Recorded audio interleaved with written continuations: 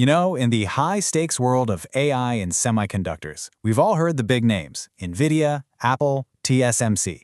But behind all of them, there's a single company hiding in plain sight in the Netherlands that acts as the ultimate gatekeeper. Seriously, if this company stopped shipping its machines today, global tech progress would literally grind to a halt. So who is this company, and how did they get so powerful? Well, to even start to understand, you've got to wrap your head around this. One of their machines, a single piece of equipment, costs around $200 million. That's more than a brand new, state-of-the-art F-35 fighter jet. What could a machine possibly do to be worth that much? Because it's not just a machine. It's become the single most critical strategic weapon in the tech war between the US and China. So today, we're going to dive deep into the history, the absolutely mind-bending technology, and the geopolitical power of the most important company you've probably never heard of, ASML. To really get how they have this absolute chokehold on the industry, you have to see where they started. And trust me, it was anything but glamorous.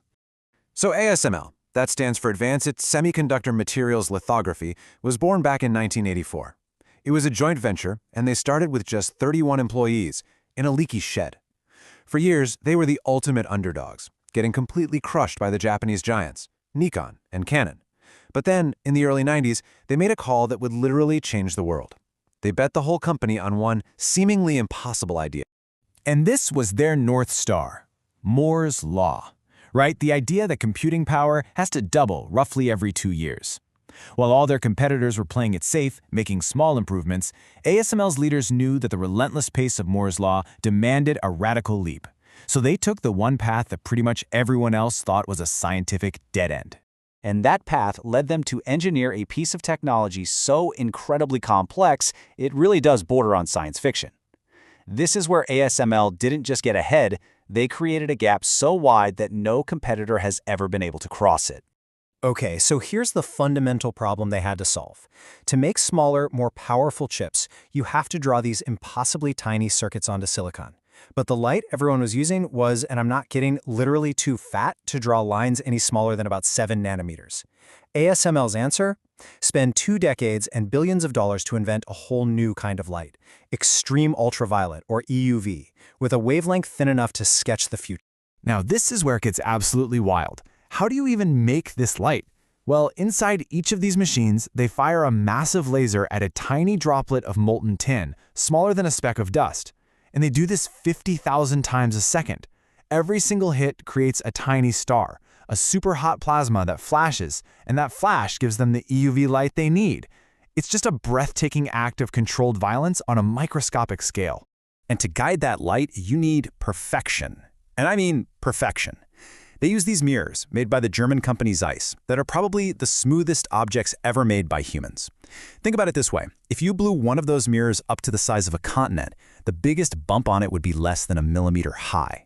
That's a level of precision that's like hitting an apple on the moon with a laser pointer from Earth. Just insane. So, after decades of relentless research and development, ASML did it. They achieved the impossible. And with that monopoly on technology came incredible financial power and, as we're all seeing now, immense geopolitical leverage. I mean, this chart says it all, doesn't it? For the most advanced machines, the ones you absolutely need for cutting-edge AI, for supercomputers, for military tech, ASML doesn't have 80 or 90% of the market. They have 100%. It is an absolute, unbreakable monopoly. If you want to make the best chips in the world, you buy from ASML. There is no plan. And that monopoly? Well, it's built a financial fortress. They brought in almost 28 billion euros in a recent fiscal year, with a staggering gross margin over 51%. In an industry where manufacturing costs are huge, keeping over half the money from every sale it's almost unheard of. And here's the real key to their moat.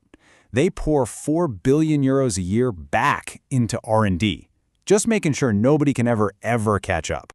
And that R&D just keeps pushing the boundaries with price tags to match. Their older DUV machines went for about $60 million. The current EUV machines we've been talking about, $200 million. But their next generation, called high-NA EUV, costs over $350 million per unit. and Intel has already bought the first ones, betting billions to try and leapfrog TSMC and Samsung in the race for 2-nanometer chips. And, when a piece of tech gets this advanced, this exclusive, and this expensive, it stops being just a product. It becomes a weapon on the global chessboard. The United States now officially calls these machines strategic assets.